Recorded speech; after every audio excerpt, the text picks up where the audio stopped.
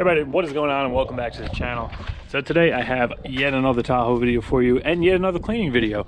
Now in one of my more popular, actually my most popular video, I went and cleaned the interior on this thing, as well as in another video I went into the paint correction and got the whole outside waxed. Well, as you can see right now, it is looking pretty damn filthy.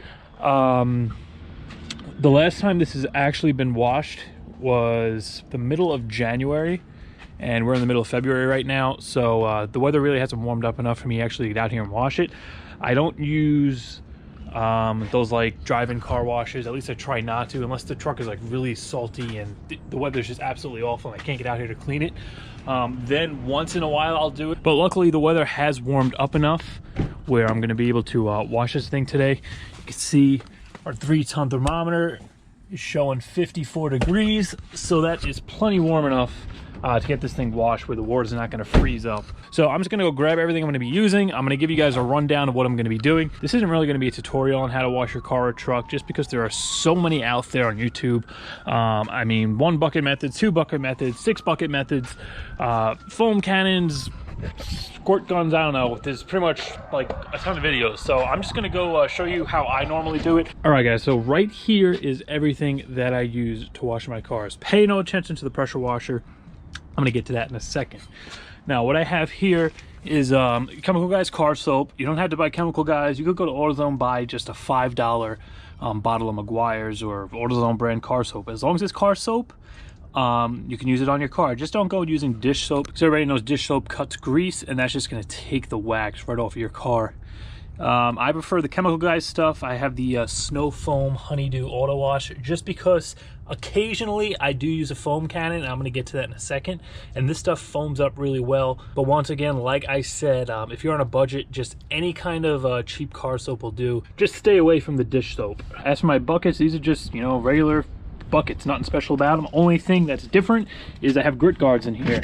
Now I'm sure a lot of you guys know what a grit guard does. Pretty much this sits in the bottom of the bucket, so as you dip your mitt in there, all the grit and dirt and crap that's going to go into that water is going to sink to the bottom and actually be trapped underneath the guard. So all that dirty water will stay down there, so when you go to dip your mitt back in, you're not just going to be picking up all that dirt and rubbing it into your paint. The reason behind the second bucket also, a lot of you guys, especially the detailers, already know, is just to clean your mitt off. So this is going to be your dirty bucket, this is going to be your rinse bucket. One's filled with soap and water, one is just filled with water.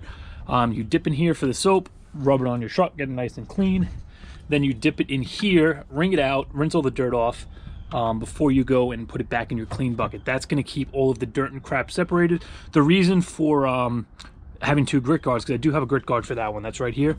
It's just an extra precaution. So all your grit's going to be caught in the rinse bucket here, but we also do have one down there just in case some grit, and it will, you know, some pieces will make its way into this bucket. As for the cleaning mitts, this is just a generic, kind of very worn out AutoZone, just microfiber mitt. I use this specifically on the wheels, and this is an Adams Polishes kind of like woolly like wash mitt. I love this thing. It holds a lot of soap. It kind of has a bunch of fuzz on it. I throw these in the washing machine whenever I'm done with them. I rinse them out as best I can, throw everything in the wash, and they're good to go the next day. And this is essentially it. Of course, obviously you're gonna need a source of water. Right there I have a garden hose and this very, very cheap, very common kind of garden hose sprayer attachment. And then for drying, I just have an Adams Polishes drying towel there. And if you want to know how to do a car wash on a budget, that is all you need. You don't have to get these big buckets. You could go, actually I'm going to try to link the cheapest stuff I could find below from Amazon, grit guard and bucket wise, and I'm going to see how based on reviews and stuff, the cheapest and best rated stuff that I could put together for you guys. If you're just starting out, you just got a car and you want to kind of start washing it the right way. Now on to the pressure washer. Now the only reason I have this out is to show you guys the foam cannon. I know people love foam cannon videos. You love seeing that foam get sprayed on. Seems like it's very satisfying to watch. So I figured I'll pull it out and get a little foam action going on Tahiti today. But honestly, most of the time I do not even use this. Not because it doesn't work. It works incredibly well. You know, having the layer of foam on the truck to get all that initial dirt off is very, very good. I just don't do it because I'm lazy. I mean, I didn't even go inside and get a tripod because I don't feel like walking 20 feet to go inside and get it and switch the camera. So if I don't have to do any extra work that's not needed, I'm not going to. Really, the only time I use this is in the summer. If I have a day off, I want to take my time, do a really, you know, deep cleaning and you know, spray the foam and take pictures for Instagram. That's really the only time that I use the foam cannon. Last year I used it a lot when I first got it, but now really this is all I do. I just use the 2 buckets, have soapy water in one, clean in the other, and just take my time going around the whole truck. I start with the top, go all the way around. Last thing I hit at the bottom, and then finally the wheels. So pretty much you're working from cleanest to dirtiest, so you minimize the chance of actually picking up that dirt and rubbing it into your paint. Because realistically, as you get towards the bottom, you can see all the road crap and grit is going to be on the bottom of the truck. All right, I'm talking again too much. I'm going to go set this guy up. I know I said this was going to be a tutorial video, and it's not. I'm just mentioning, giving you guys a few tips, telling you what I do when I'm washing the truck. Right now, I'm going to go get this thing sprayed down with the garden hose. We're going to get one side of the truck cleaned up, and then I'm going to break the foam cannon out, and we'll do the other side.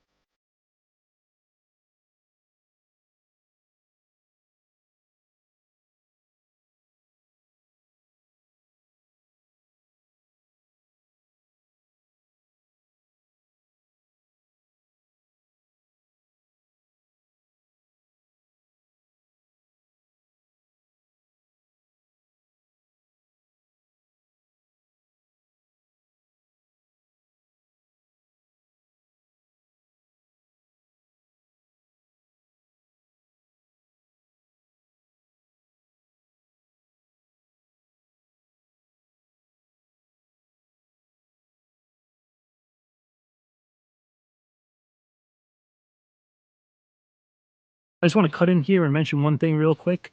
One of the benefits, or actually the main benefit of having the foam cannon, is that you spray that on the truck, let it sit, and as the foam drips off, it's actually going to pull off and loosen any chunks of you know, dirt or mud or bugs, and kind of drop it off the paint before you come in there and start scrubbing. Once again, you don't have a foam cannon, just give the truck a good rinse with the hose and kind of blast any of that really loose, chunky crap off there before you go in there and start rubbing your mitt against it.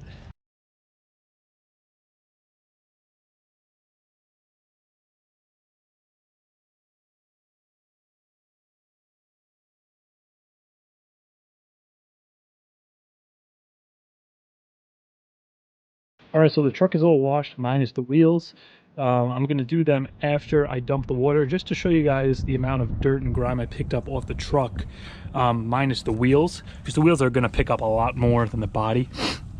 Right here is the clean water. This is where your soap is, and where you're going to be dipping the mitt in when you're putting it on the truck. Over here is your dirty water bucket, which just has clean water in it. After you put it on the truck, get everything washed, you're going to dip it in here and just kind of rub it against the bottom of the grit guard and just swoosh it around, take it out, give it a really good rinse. That's right when you're pulling it off the truck after washing it. Then you're going to dip it in your clean soap and go back on the truck. That's going to eliminate the possibility of taking all that dirt from having one bucket and just throwing it back on the truck. But this is supposed to be the clean water, so let's give this a dump and we'll see how much dirt we have in here. Now, I am going to mention I did contaminate this water because when I first did this, like an idiot, I washed the truck and then I dipped the mitt directly back into this bucket. I didn't switch the water just to demonstrate how much of a difference that may have made. Just get the soap off of here. Okay, so right away, you can see there's a good amount of grit in here. Look at that. And this is the clean bucket. So you know what I mean? So you know what I'm saying when I'm telling you guys to use a grit guard in both buckets. But now let's go over to the dirty water bucket, because for the most part you can see that the water was relatively clean. It wasn't too dirty with you know, minus the crap and sand that's in the bottom of this bucket. But now let's take a look at this water, like the actual color of it. We'll wait to see the grit at the end. Get the soap off of here. Well, right away you guys can see that water's pretty filthy.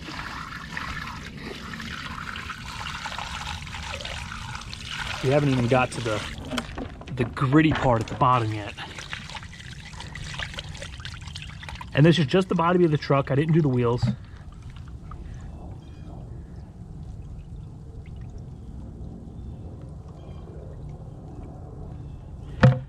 Okay, we'll look at the grit in this bucket.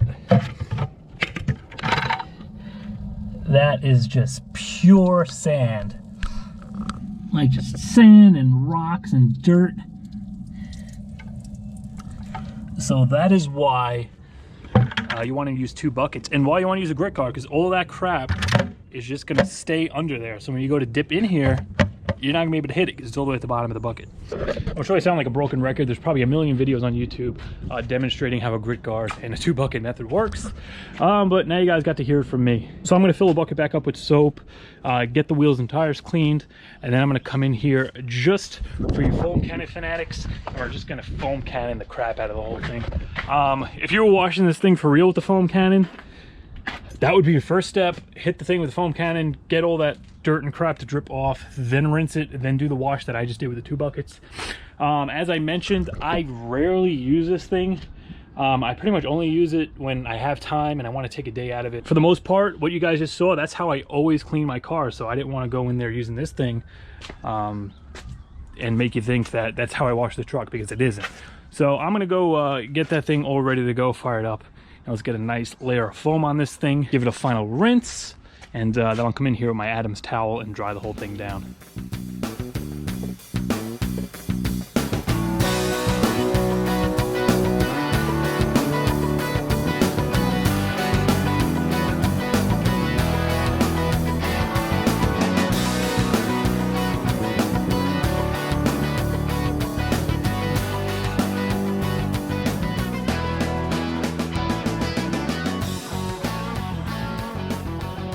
All right guys, wheels are clean.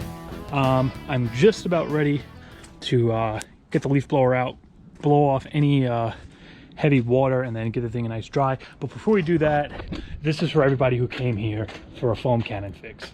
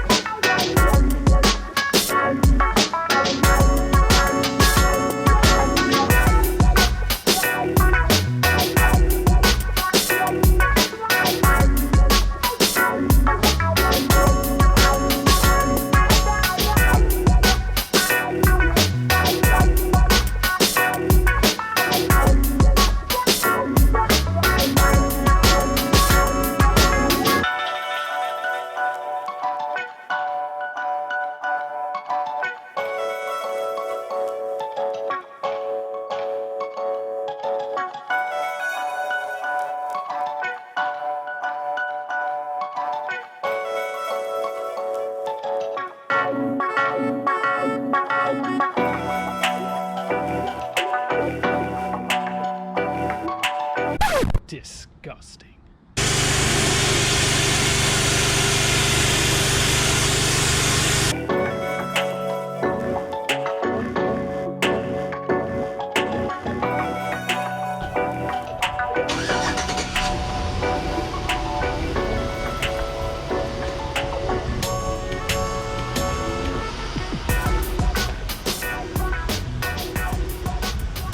All right, so I just hit a bunch of stuff with the leaf blower. Now, the only thing I really do with the leaf blower is the wheels and any little like openings, like around the mirror, in front of the glass, around the door handles. The back bumper's a good spot because the way this grip kind of is, it holds water in between here. So I just blast all those spots off to get all the water off. On the Camaro, which is ceramic coated, I can actually go in there with the leaf blower and just blow the water off the car. I don't even have to dry the thing with a towel. So if you guys would like to see a ceramic coating video on this truck, leave a comment below. I know Adams came out with a new spray on ceramic coating I've been dying to try out. Paint correction is already done to this, so all I would have to do is ceramic coat it, and we can kind of get it before and after, see how it works as far as the water beads up and drying it off with the leaf blower. But next step, I got my big Adams towel here. I'm gonna fold this over, and I always start with the windows. Just get the windows all dried up first. That's gonna kind of prime the towel so it's already damp, so you're not just brushing like a dry stiff towel against your paint. Once the windows, windshield, back hatch glass are done, then I'll just come in and I usually just fold it over and kind of do a pull along wipe like that. Once you know, you have at least a coat of wax on the truck, you can see a lot of the water just falls off. It doesn't just sit on top in one big sheet. So that's why waxing and paint correction is very important if you want to not only does it protect your paint and keep the truck looking really, really nice, but it also makes it a lot easier to maintain.